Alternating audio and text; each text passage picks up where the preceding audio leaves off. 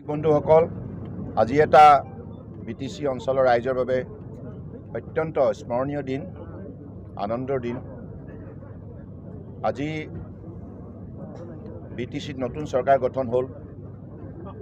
প্ৰমোদ বড়ো ডাঙৰীয়াৰ নেতৃত্বত UPPL, BJP আৰু GSP যৌথভাৱে মিলি আজি কোকৰাঝাৰ, চিৰাং, বাক্সা আৰু ওদালগুৰি চাৰিখন জিলাৰ ৰাইজৰ উপস্থিতিত শপত গ্ৰহণ অনুষ্ঠান হ'ল। আমি আশা ৰাখিছোঁ সকলোৰে সহযোগিতাত আগন্তুক দিনত এই অঞ্চলৰ ক্ষিপ্ৰতাৰে উন্নয়ন সম্ভৱ হ'ব। আমি BTR চুক্তিখন কাৰ্যকৰী ৰূপ দিম নিষ্ঠাৰে, জনসাধাৰণক আস্থাৰ বিশ্বাসত লৈ। আৰু এই অঞ্চলত শান্তি প্ৰতিষ্ঠা কৰাৰ যিটো প্ৰতিশ্ৰুতি ইতিমধ্যে প্ৰমোদ বড়ো ডাঙৰীয়াই তেখেতৰ বক্তব্য দিছে, আমি সকলোৱে আনন্দিত হৈছোঁ।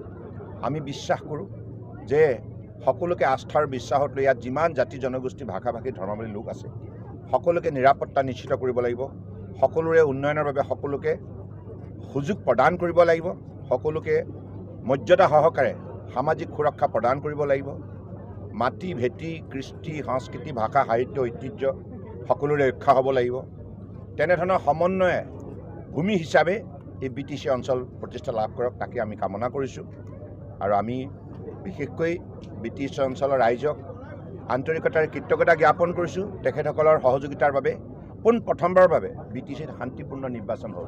সাংবাদিক বন্ধুসকল, আপোনালোককো মই ধন্যবাদ জনাইছোঁ। আপোনালোকে ইয়াত উল্লেখযোগ্য ভূমিকা আছে। ৰাইজৰ সহযোগত, আপোনালোকৰ সহযোগত প্ৰথমবাৰৰ বাবে এইটো ইতিহাস ৰচনা কৰিলে শান্তিপূৰ্ণ গণতান্ত্ৰিক মুক্ত মনে ৰাইজে নিৰ্বাচনত অংশগ্ৰহণ কৰিলে। সেইবাবে এই নিৰ্বাচনটো অত্যন্ত গুৰুত্বপূৰ্ণ। মোৰ দৃঢ় বিশ্বাস যে সকলোৱে মিলি আগন্তুক দিনত এই অঞ্চলৰ সুন্দৰ ৰূপত উন্নয়নৰ ক্ষেত্ৰত সকলোৱে সহযোগিতা আগবঢ়াব।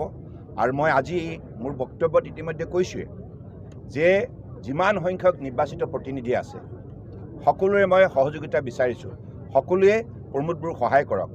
হাগ্ৰামা মহিলাই ডাঙৰীয়াৰ লগতে তেখেতৰ যিমান সতীৰ্থ নিৰ্বাচিত হৈছে সকলোৱে আন্তৰিকতাৰে প্ৰমোদ বড়োক সহায় কৰক, যাতে এই BTC অঞ্চলত স্থায়ী শান্তি সম্ভৱ হয়, প্ৰতিষ্ঠা হয় আৰু উন্নয়ন সকলোৰে বাবে সম্ভৱ হয়। সকলোৱে আন্তৰিকতাৰে মিলাপ্ৰীতিৰে এখন সমৃদ্ধিশালী সমাজ